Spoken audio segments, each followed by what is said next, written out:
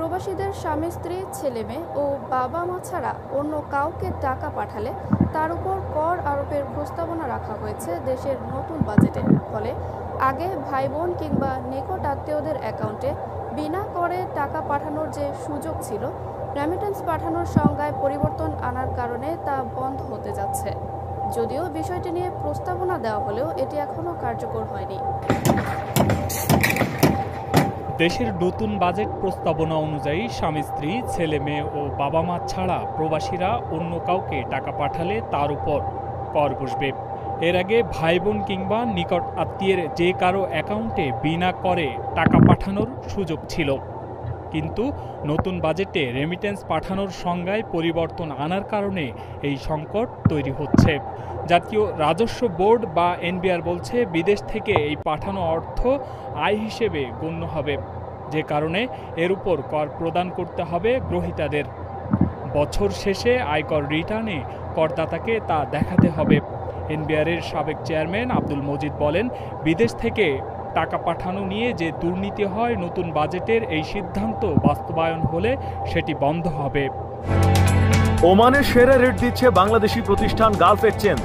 প্রিয়জনকে টাকা পাঠাতে আজই আসুন আমাদের যে কোনো ব্রাঞ্চে অথবা কল করুন স্ক্রিনে দেয়া নাম্বারে। গালফ এক্সচেঞ্জ, বাংলাদেশিদের প্রিয় এক্সচেঞ্জ। 2024-25 অর্থবছরের বাজেটে প্রস্তাবনা দেওয়া হলেও এটি এখনও কার্যকর হয়নি। ব্যাংকগুলোকেও এ ধরনের কোনো নির্দেশনা দেওয়া হয়নি বলেও নিশ্চিত করেছে কয়েকটি বেসরকারি ব্যাংক। অর্থনীতিবিদরা বলছেন, এনবিআরের এই প্রস্তাব ভালো হলেও পরিস্থিতিকে কিছুটা জটিল করতে পারে। কারণ গ্রামাঞ্চলে এমন অনেক পরিবার আছে যাদের পিতামাতা, স্ত্রী কিংবা সন্তানদের অনেকেরই নিজ নামে ব্যাংক অ্যাকাউন্ট নেই। সে কারণে অনেকেই নিজ পরিবারের সদস্য ছাড়া নিকট আত্মীয়ের অ্যাকাউন্টে এই টাকা পাঠিয়ে থাকেন।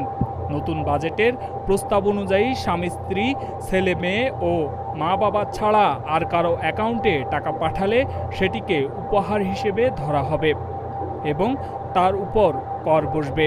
উপহার পেলে বছর শেষে আয়কর রিটার্নে করদাতাকে তা দেখাতে হবে। এমনকি উপহারদাতাকেও তার রিটার্নে উপহার দেওয়ার বিষয়টি জানাতে হবে।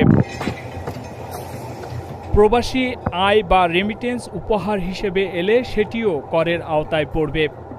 নতুন বাজেটে রেমিটেন্সের অর্থের উপর করারোপ বিষয়টি নিয়ে এখনও এক ধরনের ধোঁয়াশা রয়েছে। অর্থনীতিবিদরা বলছেন, অনেকে ট্যাক্স ফাঁকিসহ বিভিন্ন ধরনের অপকৌশলের আশ্রয় নেয়। সেটি বন্ধ করার জন্যই হয়তো নতুন বিধানটি চালু করা হচ্ছে। এই যে মামুন, ডেস্ক রিপোর্ট, প্রবাস টাইম।